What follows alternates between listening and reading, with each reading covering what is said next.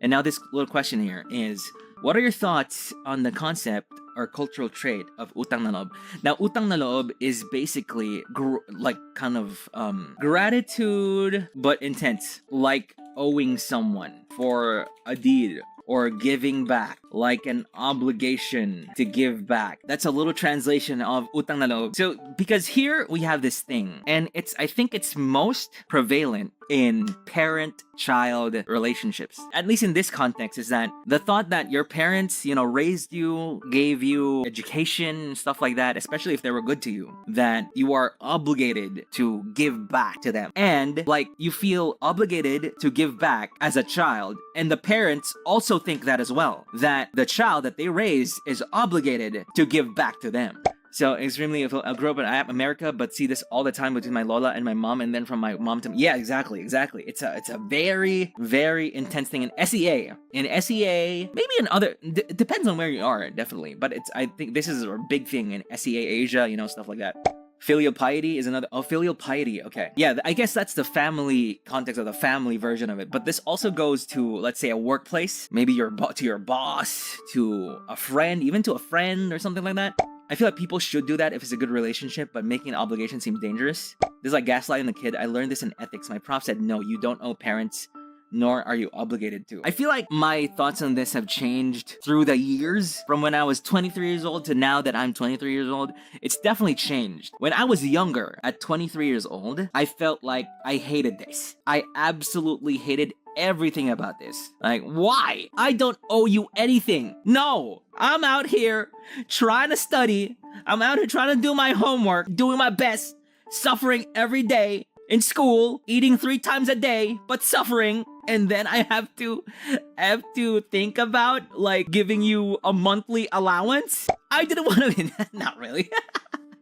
I mean, I'm happy. My childhood was great, and my parents are great. But definitely through the years, as years go by, I see my parents getting older and stuff like that. It's increasingly clear that they're not going to be able to work. And I also have this feeling that I actually want to be that person who can just give them money every month for the rest of their lives. They don't have to work anymore. But I feel like that's also not utang na loob as it is in a controversial sense. But sending them money feels weird. It depends, because not everyone can work to the point that not everyone has this privilege to be able to make so much money that then when they retire, they can just live on that for the rest of their lives. Sometimes it's more complicated than that.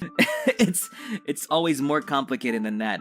And when I was younger, I was like, you know what? You just have to invest. You just have to invest in the good things, in the correct things. You just have to save money and everything like that. However, what I realized is just life sometimes, many times, just doesn't care. It's gonna screw you over. I feel like if the intent is inherently to get someone to owe you, then yeah, exactly. But if it's where the person who owes genuinely wants to give back, then it's not. Yeah, I think the onus of utang na loob should come from, for example, in the relationship between a parent and child, it should come from the child. It should not come from the parent. And it should be voluntary. If the child is like, yes, I do want to support my parents when they get old, then that's fine. However, for example, if the child is in a position where they really can't, and the parents are still like, no, you should support us, please, then that's where it becomes difficult. That's where it becomes a bit toxic. We also do this concept by my parents, or I set boundaries. It's better if you save money. We don't need you to give us as well, but we'll accept it if you send us more. Yeah, that's good. That's good. Definitely better if the parents don't treat it as no, you should do it. No matter what, you should. You owe it to us. That's kind of toxic. But that's also the basis of this whole utang na loob thing. Yeah, it's not an obligation. I mean, it becomes a demand. Some have children just so someone can. Yes, that's true, Mariak. In maybe SEA in general, some parents literally have children to help them, maybe even in their business, to lighten the load of their work, and specifically to take care of them when they're old, like turning their children into a retirement plan. And it's crazy, right? Because if you think about it, right now it's hard to see when you're young. It's hard to see that. You feel like you're just gonna cruise through life until you die. But you'll never know what happens in the future. There will be a time where you can't work. And especially if you're not in a country that can give you benefits or money, if you don't have a job and you're something bad happens to you, then it's kind of difficult. You want someone to care for you, but it's also hard to demand that from anybody.